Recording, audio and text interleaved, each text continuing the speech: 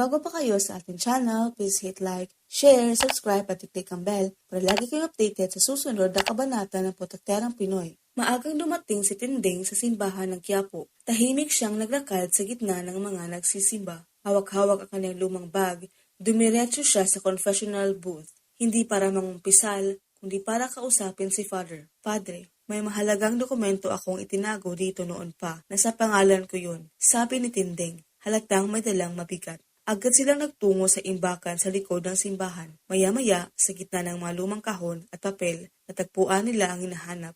Ang mga dokumentong matagal nang nakatago. Hindi na nag-aksaya ng oras si Tinding. Mula simbahan, tumiretso siya sa ospital. Pero hindi niya alam, may mga matang nakasunod sa kanya. Sa di kalayuan, lihim siyang minamanmanan ni Pilar. Pasok ni Tinding sa gate, biglang lumabas si Pilar. Pinutol niya ang daan at kinumpronta si Tinding. Yan ba ang mga papeles na ninakaw mo noon? Mariing tanong ni Pilar. Napatigil si Tinding, pero hindi siya nagpatalo. Hindi, akin to, ako ang may-ari ng mga ito. Hindi na napigilan ni Pilar ang galit. Isang sampal ang dumapo sa mukha ni Tinding. Tumagilid ang ulo niya pero agad ding bumalik ang tingin sa kalaban. Gumanti rin siya ng malutong na sampal. Walang hiya ka, sigaw niya. Napaatras si Pilar. Halatang nasaktan sa sinabi. Dumating si Olivia. Mabilis ang lakad, dala ang tensyon sa kanyang mukha. Tama na yan, singhal niya habang lumalapit sa tabi ni Pilar. Hindi ka na naawa, Tinding. Matanda ka na pero ganyan pa rin ang ugali mo. Pinagtulungan nila si Tinding. Pero bago pa nila ito mapahiya ng husto, biglang dumating si Marites. Tigilan niyo ang nanay ko. Agad lumapit si Marites. Hawak ang braso ni Tinding, tila apoy ang galit sa kanyang mga mata. Galit na si Tinding. Isinampal niya kay Marites ang hawak niyang mga papeles. Yan ang dahilan kung bakit kita itinago noon kay Gustavo. Ayokong madamay sa gulo. Nagising si Tanggol sa ingay. Halatang gulo na naman ang bumalot sa paligid. Anong nangyayari? Tanong niya.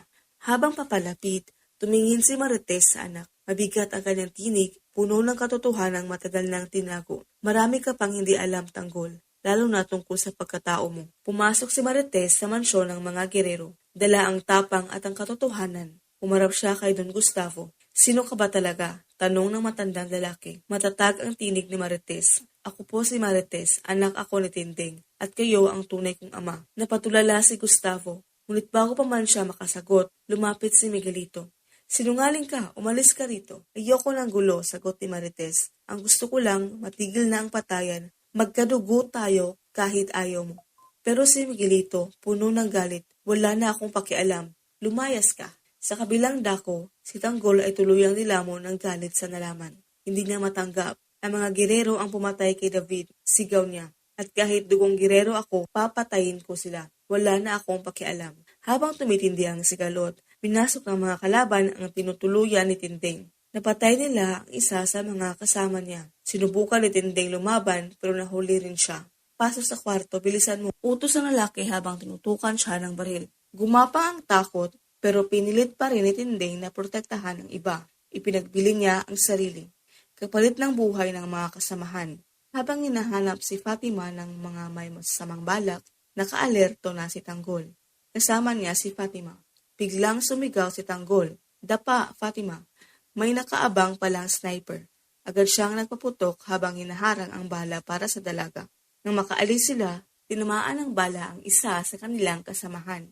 Huminto si Fatima. Nanginginig sa takot. Habang nilalapitan siya ni Tanggol, isang lalaki ang dahan-dahang lumapit kay Fatima na may hawak na baril. Mabilis ang lahat.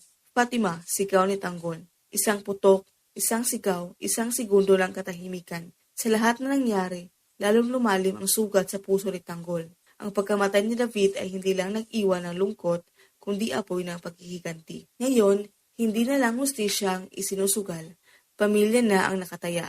At habang lumalalim ang investigasyon, malinaw na malapit na ang isang malugong paghaharap. Ibahagi ang inyong saloobin sa comment section. Huwag kalimutang mag-like, share, subscribe at i-click ang bell para hindi niyo ma-miss ang susunod na kaganapan ng FPJs ang Batang Quiapo. Maraming salamat sa panonood. Hanggang sa susunod na kwento.